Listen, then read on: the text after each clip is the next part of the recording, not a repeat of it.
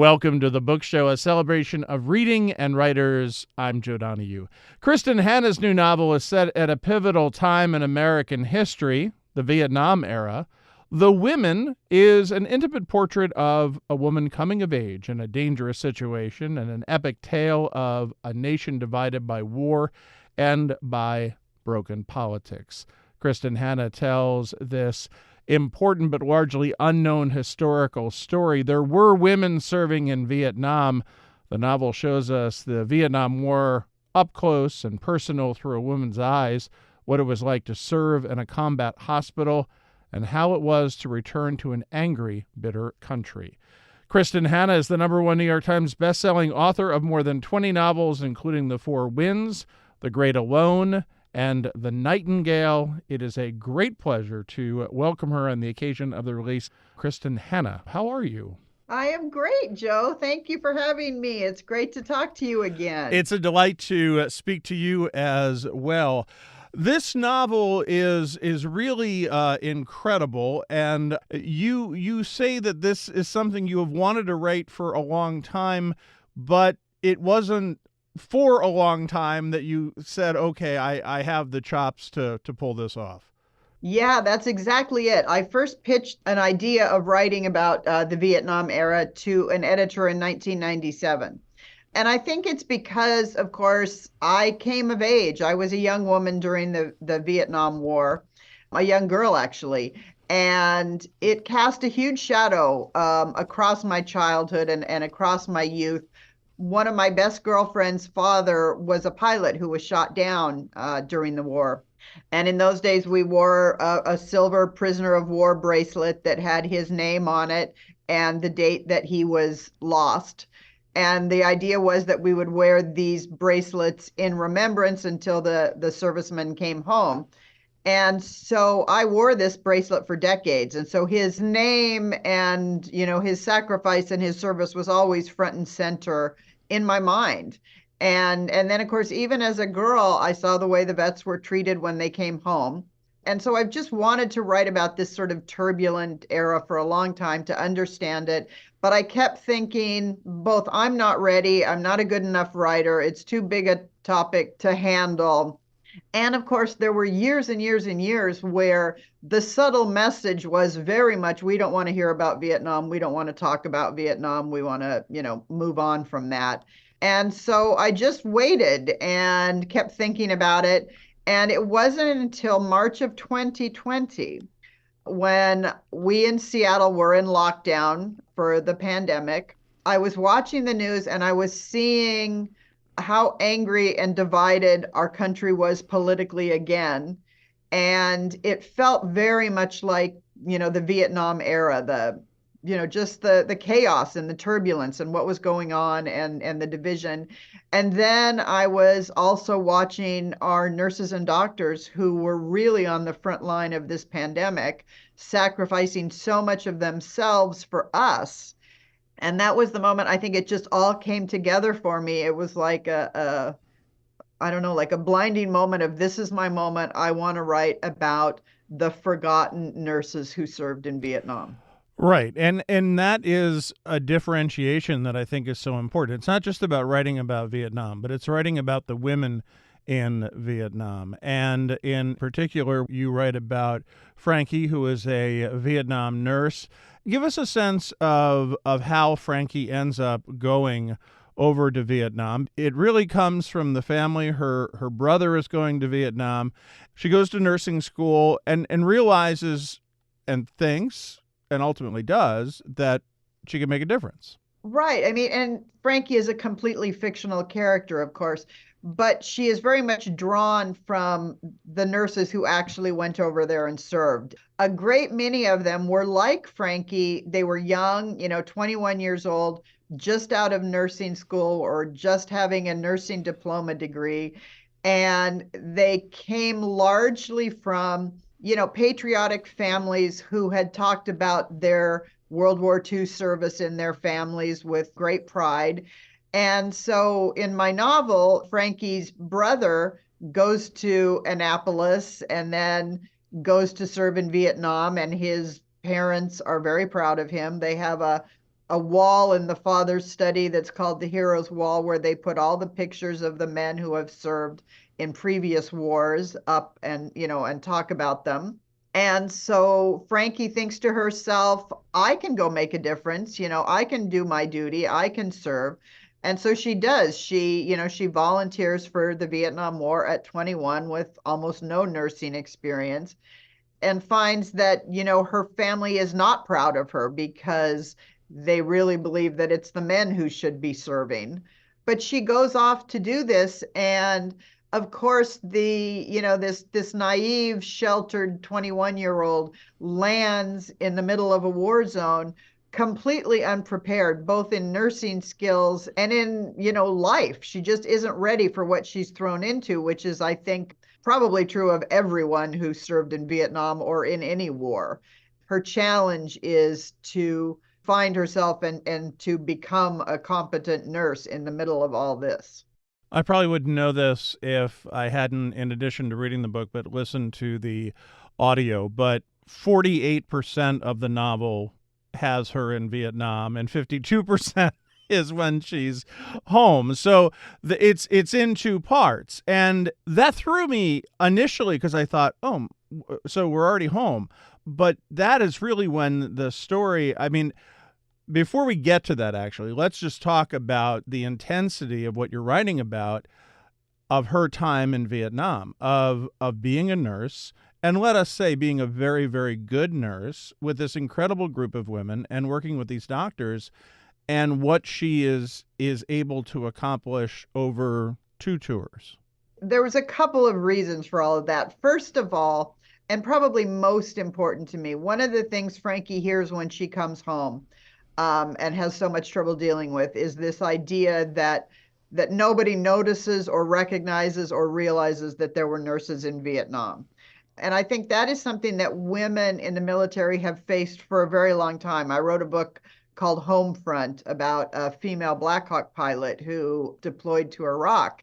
It's about the idea of women in combat when women in combat is unrecognized. And so these scenes in the hospitals, in the mobile hospital in Vietnam, are very visceral, and there's a lot of horrific injuries and a lot of intensity. They're often being fired upon, or whatever's going on.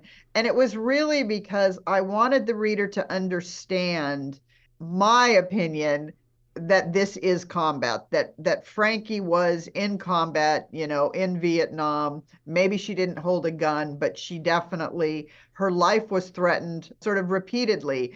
I think it's important that the nurses and all women in the military be recognized for combat service in non-traditional combat settings. That really shows itself by the hours that you write about, the hours that she spends, that the nurses spend, where they're working all night into the day. They get an hour, and then they hear the choppers come down again, and they're back in the OR. And that's constant. And if they are out and they're taking a quote unquote break, then you hear the choppers and they're back in. And that's a constant, especially in the second tour, where she's really pretty much on the front lines. Yeah, I mean, she is in a very difficult location where the fighting is really intense, and it happens to be, 1968, one of the most difficult years of the war. And so, yeah, I mean, I think it's important to understand, because, of course, as you point out, the second half of the book, which was equally important to me, was coming home, because that was a big part of why I wrote the book as well. And what I wanted to explore is, this generation that went to serve, some of them, drawn from patriotic sense of duty, some of them being drafted, fighting this war, whether they wanted to or not, many of them. And then they came home. And unlike World War II, of course, there's no ticker tape parades, and there's no understanding and recognition of PTSD, and no attempt to help the vets who have come home. And that is even further exacerbated for women because they're further invisible because nobody even thought they were there. So Frankie comes home, struggling with PTSD from living in this war zone for 2 years, and finds that there just really is, not only is there no help for her from the VA or otherwise, but everybody just tells her over and over again, just forget about this and go on. It's done now. She really, really wants to do as she's being told. She wants to just forget about this, but she finds that, because of her PTSD, it's not easy for her. Kristin Hannah is our guest. The name of the new novel is The Women. It is published by St. Martin's Press. There is a moment where, when she's home, she's at a 4th of July party. Some kid throws some firecrackers off at the party, and she hits the deck. And everyone kind of comes over, and she's trying to explain it, but it's difficult to explain. And I think you portray that so beautifully because it's so difficult to explain to anyone who has not experienced it, who has not been there, male or female, to know what she went through. Well, and they didn't, now we understand what a flashback is. Now we understand, how trauma affects the psyche in so many ways. And, we are more understanding, and we do know how to help people and accept this. And, here's Frankie. She has no idea what's going on or why this is happening to her. And it's embarrassing and it's frightening. And, she sort of begins at some point to self-medicate as a way to deal with this on her own, which of course leads to, its own set of problems and issues and difficulties. But I think all of it really comes from this idea for her that she comes home and she begins to understand that she should be ashamed of her service. And, it's a difficult thing for her to sort of grapple with that idea. And, I think that's something that the whole generation of vets really had issues dealing with. Let's get back to the self-medication part for a moment, because I don't want to lose sight of the fact that her first dealer is her mom. I know. It was so amazing. When I was doing the research for this book, I found advertisements, like full-page advertisements in women's magazines that showed, a woman in a dress with an apron vacuuming the floor, basically saying, take a Valium and this will all be easier. Yeah. And so it was kind of like, back in the day when the doctors were telling you to smoke because it would calm you down. They called them mother's little helpers, these drugs, and they were unaware, apparently, of, the difficulties that this could cause in your life if you used them. And her mother is a society woman in society, and Coronado is very connected, is always at every event and every fundraiser, and very concerned about the image of the family as a whole. One of my favorite parts of the book is just seeing her come to terms with all of this and understanding. It may be later than Frankie would want. It may be later than any of us would want, but she gets there.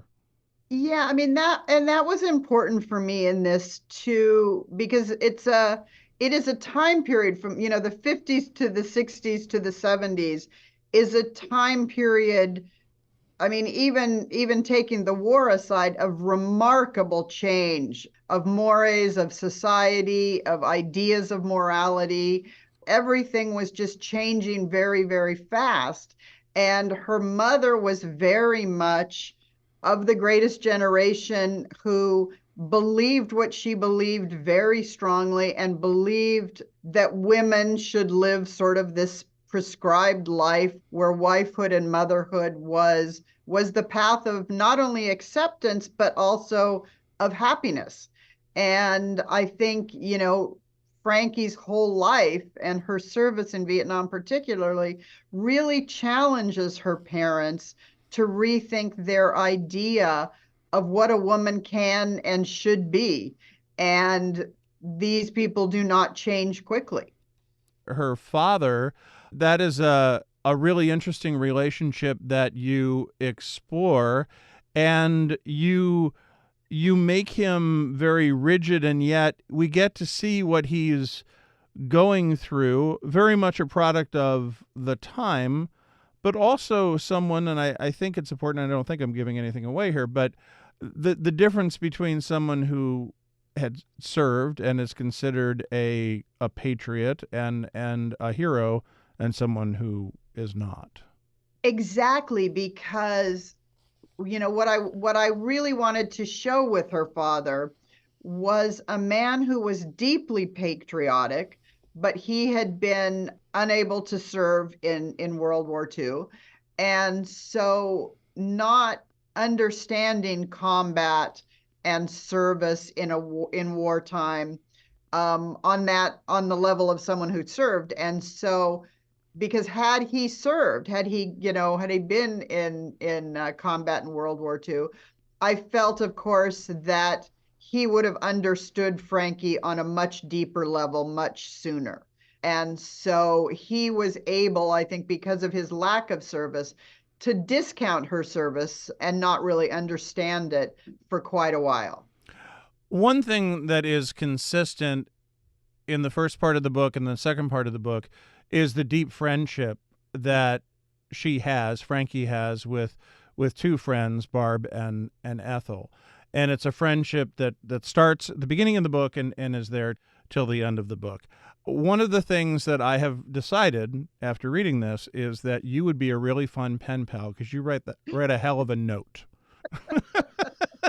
I loved reading the notes between these women. It was just brilliant.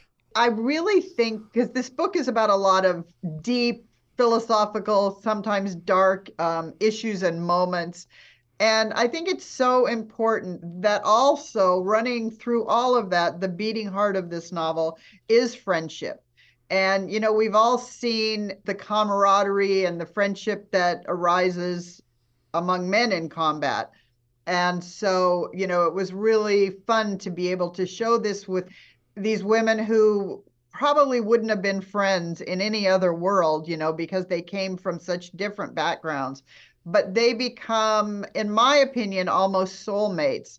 And they are the people who are there for Frankie day in and day out and who show up. And I think there's moments in this book where the friends show up to help Frankie, and you just want to cheer at how much these three love and care for each other. There's one moment where Frankie is probably really at the bottom and opens the door and they're both there. And you're like, Yeah. oh, okay, well, that's what we need right now.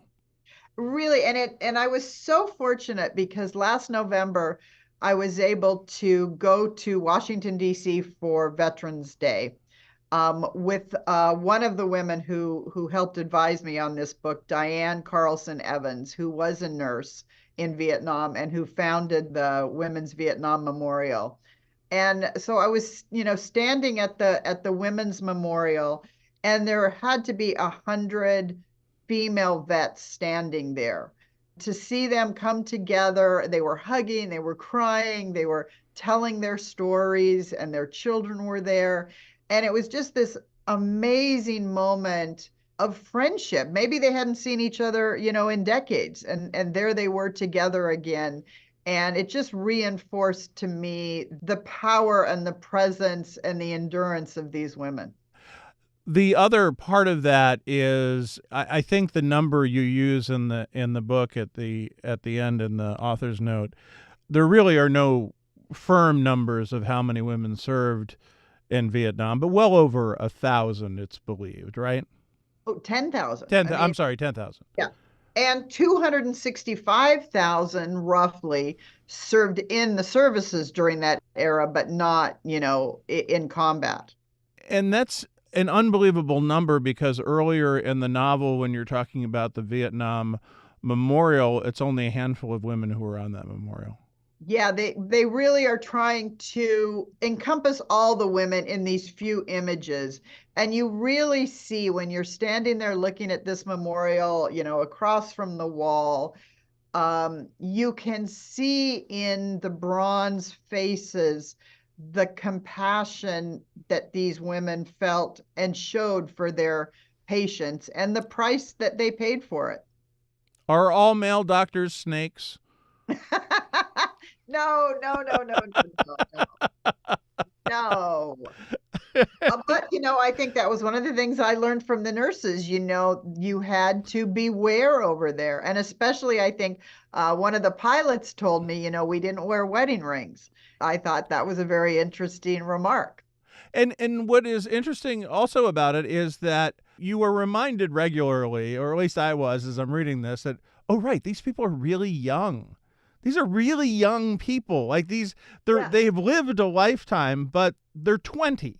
See, and that's what I kept thinking about with, like with Frankie. Here she is in this combat theater. She's 21 years old. Yeah. By the time she has served 2 tours and come home, she's 23.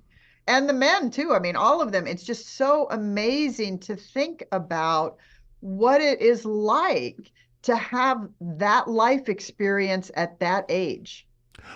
What was it like to put Frankie into that situation, into, for want of a better term, the lion's den? And I'm not talking about war. I'm just talking about dealing with the pilots and and the doctors. But being from a conservative family, of being from a very strict background, and going into that of, this is what I'm going to do to honor my family, and really to hold that set of values for as long as you possibly can. Yeah, I mean, it was important to me. I mean, Frankie begins this novel. I mean, like I said, she goes to war out of a sense of duty and patriotism. She's been raised in a religious family, and she is a deeply moral woman. I mean, deeply moral. And then she goes off to war, and we have to remember that the Vietnam War, especially the era that she was there, the 68 kind of time period, this is the time when people were suddenly beginning to realize that their government was lying to them about the war that they were fighting and why they were there. And I think it begins to break down on so many levels. And, she's in the middle of looking around and thinking to herself, how can this be the right answer? How can this be the right thing? And then discovers that she's being lied to by her government. And she is lied to, occasionally by some of the men that she meets in Vietnam. Right. And it's really, I think, when Frankie, at some point in the novel, when she breaks her own moral code, that is sort of the most difficult moment, more difficult than the war itself. When she makes bad decisions, that's really what causes her to fall apart. The other thing, too, is back to the letter writing, but when she's writing to her mother especially, and to her father, but she's really trying to convince them, don't believe what you're hearing, don't believe what you're reading. That's not true. This is what's true. Right. And she, they had only the Stars and Stripes, so it was a difficult thing. And then I think, so she comes back from the war, and she is less aware than she should be of the political trauma and the protests and, the anger that is happening in the country she's coming back to as well. She really feels like, she left America in the 1950s and came back in a whole different world. You throw a lot at this woman. I do. And it's amazing. And I, well, let's face it, it's realistic in the sense of what someone in that position can ultimately face. It's a lot of stuff. It is a lot. And, I tried to do less. I tried to, I guess, make life easier for Frankie in many drafts of this novel. But I kept coming back to the memoirs of the male and female vets who had served in this war, and it just did not feel fair or right or honest, not to deal with the incredible difficulties that so many of them faced, when they came home.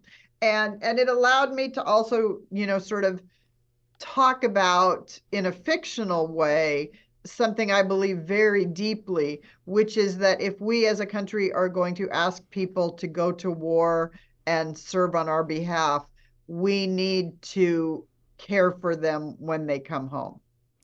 It seems to me writing a novel, I don't know, but I'm assuming that writing a novel like this changes you in a fundamental way when you're talking to the families, talking to the nurses, talking to the doctors, talking to veterans, and what that does to you. Absolutely. I mean, I've written for a long time. I've written for a lot of novels. And this one, more than anything I've ever written, it has, like you said, it has impacted and changed me.